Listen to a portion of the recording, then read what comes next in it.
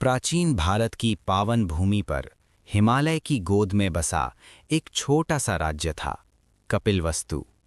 ये कोई साधारण राज्य नहीं था। यहाँ शाक्य वंश का शासन था और इस वंश के राजा थे शुद्धोदन। वैभव, शक्ति और सम्मान की उन्हें कोई कमी नहीं थी, पर उनके हृदय में एक ऐसा शून्य था जिसे सोना भी नहीं भर सकता था: संतान का अभाव। रानी माया देवी दिन रात प्रार्थना करतीं, मंदिरों की सीढ़ियां उनके आंसुओं से भीगी रहतीं। उन्होंने देवताओं से नहीं बल्कि जीवन से विनती की थी, यदि संतान मिले तो मैं उसे संसार के लिए अर्पित कर दूंगी। शायद इसी समर्पण ने नियति को पिघला दिया। एक रात्रि रानी ने एक अद्भुत स्वप्न देखा। उन्होंने देखा कि आकाश से एक श्वेत हाथी उतरा, जिसके दांतों में कमल था। वह हाथी उनके भीतर समा गया। जब उनकी आंख खुली तो हृदय में अजीब सी शांति थी। ये कोई साधारण स्वप्न नहीं था, ये एक महान आत्मा के आगमन का संकेत था। वैशाख पूर्णिमा के दिन लुम्बिनी वन में साल वृक्ष की छाया तले एक बालक ने जन्म लिया। कहते हैं जन्म लेते ही पृथ्वी स्थिर हो गई, हवा थम गई और आकाश ने मौन धारण कर लिया। ये बालक रोया नहीं, उसकी आंखों में कोई पुरानी स्मृति झलकती थी, जैसे वो पहली बार नहीं आया हो। बालक का नाम रखा गया सिद्धार्थ, जिसका अर्थ था जो लक्ष्य को प्राप्त करेगा। जन्म के कुछ दिनों बाद असित मुनि को बुलाया गया। उन्होंने बालक को देखा, उसकी हथेलियां देखीं, उसकी आंखों में झांका और फिर रो पड़े। राजा घबरा गए। असित मुनि बोले, राजन, मैं इसलिए रो रहा हूं कि मैं जीवित नहीं रहूंगा उस दिन जब ये बालक बुद्ध बनेगा। भविष्यवाणी स्पष्ट थी, या तो ये बालक चक्रवर्ती सम्राट बनेगा या फिर संसार को जगाने वाला महापुरुष। राजा शुद्धोधन कांप उठे। उन्होंने उसी क्षण निर्णय लिया, मेरा पुत्र सन्यासी नहीं बनेगा।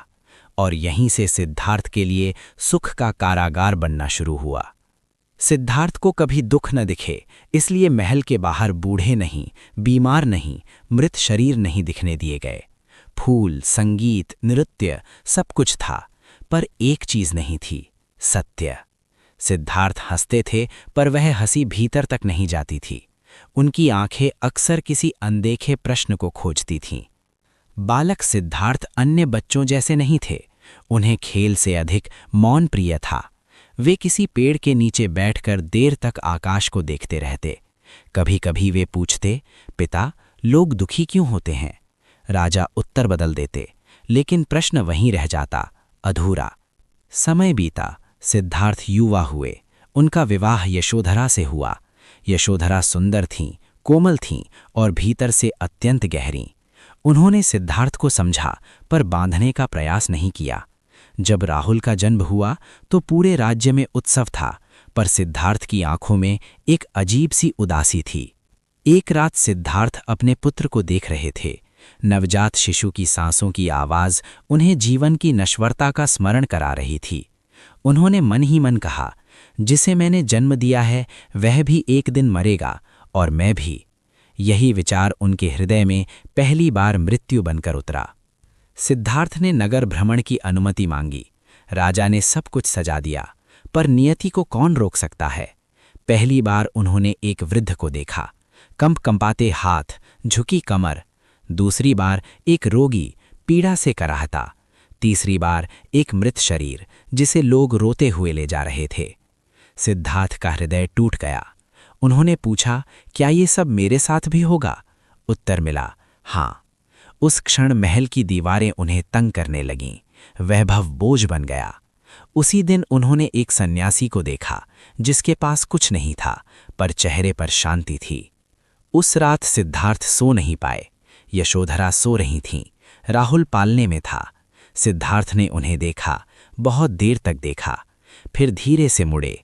आंसू उनकी आंखों से बहे, पर कदम नहीं रुके। ये पलायन नहीं था, ये सत्य की खोज थी। अमावस्या की उस रात सिद्धार्थ ने राजमहल छोड़ दिया।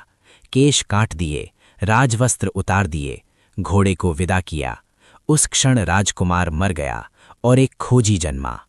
वन की गहराई में जाते हुए सिद्धार्थ ने पहली बार स्वतंत्र सांस ली, पर यह स्वतंत्रता आसान नहीं थी।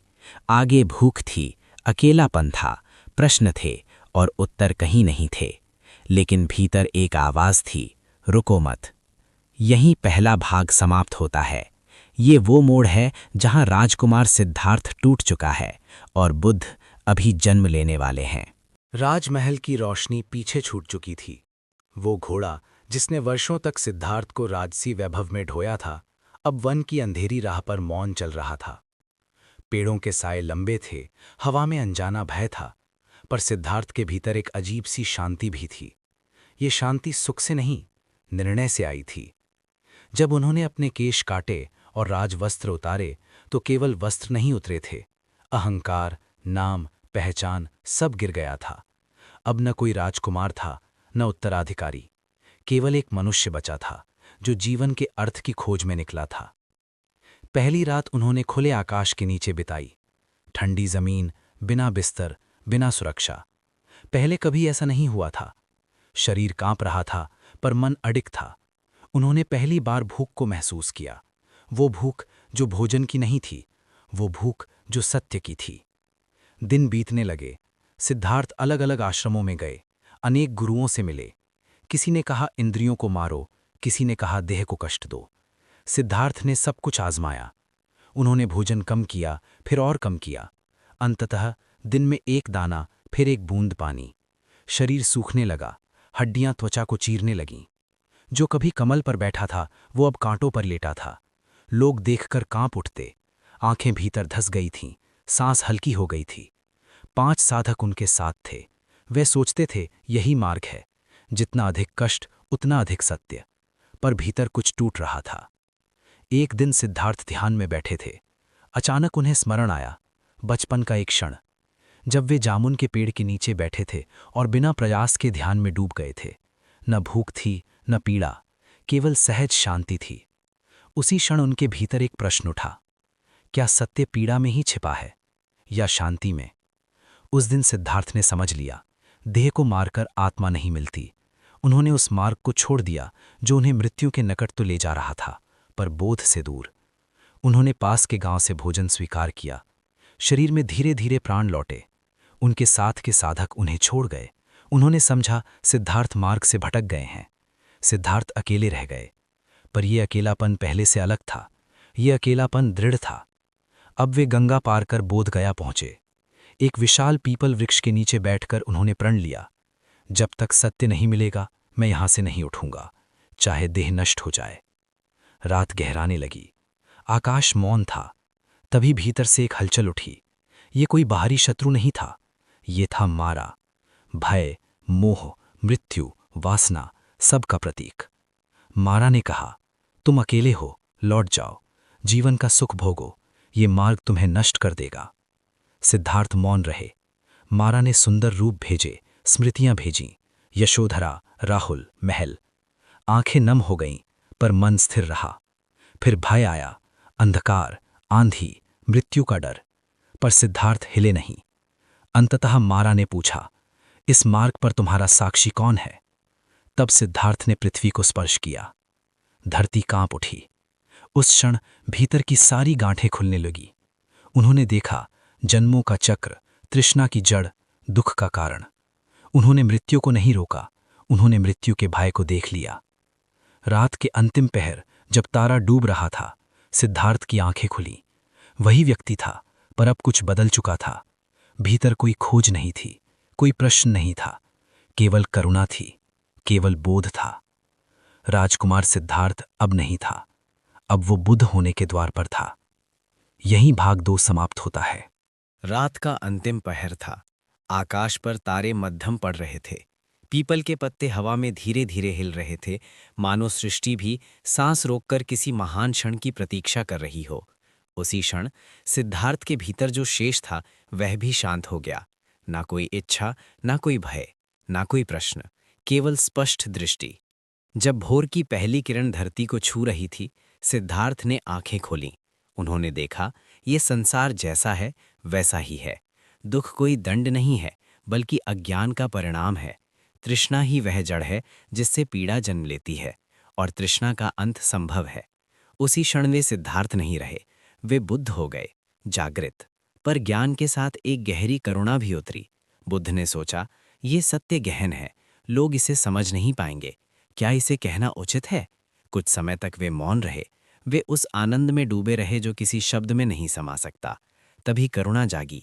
उन्होंने देखा, लोग जन्म, बुढ़ापा, रोग और मृत्यु से जूझ रहे हैं, कोई राह नहीं जानता। तब उन्होंने निश्चय किया, मैं बोलूंगा, जो समझेगा वह मुक्त होगा। बुद्ध सारनाथ पहुंचे। वहीं वे 5 साधक मिले जिन्होंने उन्हें तब त्यागते समय छोड़ दिया था। वे उन्हें देखते ही बोले, आ गया भोगी। पर जैसे ही बुद्ध निकट आए, उनके चेहरे पर कुछ ऐसा था जो पहले कभी नहीं देखा गया था। न तेज, न गर्व, केवल गहरी शांति। बुद्ध बैठे, मौन छाया। फिर उन्होंने कहा, दोनों छोर छोड़ो, न भोग में सत्य है, न देह यातना में, मध्य मार्ग ही मुक्ति है। उन्होंने 4 आर्य सत्य बताए। दुख है, दुख का कारण है, दुख का अंत संभव है, और मार्ग है अष्टांगिक मार्ग। वह क्षण केवल उपदेश नहीं था, वह जागरण था। 5 साधकों की आंखों में पहली बार आंसू नहीं, प्रकाश था। धीरे धीरे लोग आने लगे, किसान, राजा, वेश्या, चोर, रोगी। बुद्ध किसी को ऊंचा नीचा नहीं देखते थे। वे कहते, मैं तुम्हें स्वर्ग नहीं दे सकता, मैं तुम्हें स्वयं से मिलवा सकता हूँ। एक दिन अंगुलीमाल आया, हत्यारा, जिसके गले में उंगलियों की माला थी। लोग कांपते थे। बुद्ध उसके सामने रुके, बोले, मैं रुक गया हूँ, तुम कब रुकोगे? अंगुलीमाल टूट गया। हिंसा वहीं गिर गई जहां करुणा खड़ी थी। वह भी भिक्षु बना। बुद्ध नगर नगर गए। जहां लोग देवता ढूंढते थे, वहां उन्होंने मन दिखाया। जहां लोग पूजा करते थे, वहां उन्होंने जागरूकता दी। वे कहते, मैं भगवान नहीं हूं, मैं केवल दिखाता हूं। उनके शब्द सरल थे, पर भीतर तक जाते थे। वे कहते, जिस दिन तुम समझ लोगे कि सब कुछ क्षणिक है, उसी दिन तुम्हारा भय मर जाएगा। राजा आए, साधारण जन आए, बुद्ध ने किसी को बांधा नहीं। वे कहते, मेरे शब्दों पर मत चलो, अनुभव करो। राहुल बड़ा हुआ, यशोधरा बुद्ध के पास आई। बुद्ध ने किसी को छोड़ा नहीं, किसी को पकड़ा नहीं। उनका प्रेम आसक्ति नहीं बना, उनका त्याग पलायन नहीं था। जहां बुद्ध जाते, वहां मौन बदल जाता। लोग कम बोलते, अधिक देखते। वे किसी क्रांति के नेता नहीं थे, पर भीतर की सबसे बड़ी क्रांति उनके साथ चलती थी। पर शरीर थक रहा था, वर्ष बीतते गए। बुद्ध जानते थे, ये देह भी अनित्य है। उन्होंने कभी अमरता का वादा नहीं किया। उन्होंने केवल कहा, जो समझ गया वह मृत्यु से नहीं डरेगा। यही भाग 3 समाप्त होता है। समय बहता रहा। बुद्ध चलते रहे। उनके चरण जहां पड़ते, वहां प्रश्न गिरते और उत्तर जन्म लेते। वर्षों की यात्राओं ने उनके शरीर को थका दिया था, पर उनकी दृष्टि पहले से अधिक करुण हो चुकी थी। वे जानते थे, ये देह भी वही नियम मानेगी जो उन्होंने संसार को समझाया था। अनित्यता किसी को नहीं छोड़ती, बुद्ध को भी नहीं। शिष्य उनके चारों ओर रहते। आनंद, जो उनके सबसे निकट था, उनके चेहरे को देख देख कर समझ जाता था कि समय पास आ रहा है। एक दिन आनंद ने रोते हुए कहा, भगवान, आप हमें छोड़कर मत जाइए। बुद्ध ने शांत स्वर में कहा, आनंद, जो जन्मा है उसका जाना निश्चित है। मैंने तुम्हें सहारा नहीं, मार्ग दिया है। अंतिम दिनों में बुद्ध पहले से कम बोलते थे, पर जब बोलते तो शब्द सीधे हृदय में उतरते। वे कहते, किसी पर निर्भर मत रहो, सत्य तुम्हारे भीतर है। वे वैशाली पहुंचे। वहीं उन्होंने अंतिम बार संघ को देखा। उस दिन उनकी आंखों में विदाई थी, पर चेहरे पर कोई दुख नहीं, केवल गहरी स्वीकृति थी। उन्होंने कहा, मैंने जो कहना था कह दिया, अब कुछ शेष नहीं। कुशीनगर की ओर जाते हुए उनका शरीर अत्यंत दुर्बल हो गया। मार्ग में उन्होंने विश्राम किया, एक साधारण भोजन किया। उसी भोजन के बाद पीड़ा बढ़ गई। शिष्यों ने घबराकर कहा, ये भोजन दोषपूर्ण था। बुद्ध ने तुरंत रोका, किसी को दोष मत दो, ये देह अपने समय पर अपना कार्य पूर्ण कर रही है। कुशीनगर पहुंचकर उन्होंने साल वृक्षों के नीचे शैया लगवाई। दोनों वृक्ष एक साथ पुष्पित हो उठे, मानो प्रकृति भी अंतिम प्रणाम कर रही हो।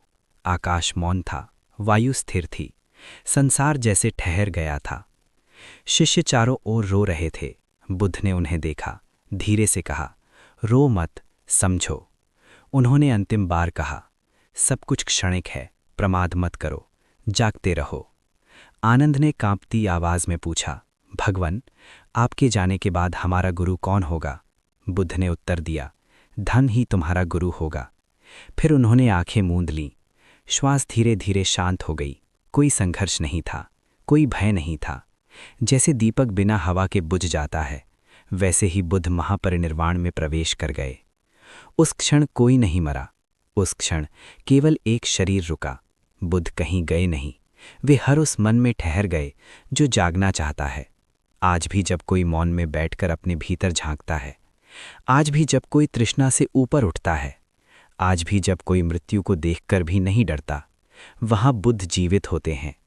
बुद्ध ने अमरता नहीं दी, उन्होंने मृत्यु के भय से मुक्ति दी। यही उनकी करुणा थी, यही उनका संदेश था, यही उनकी संपूर्ण कथा।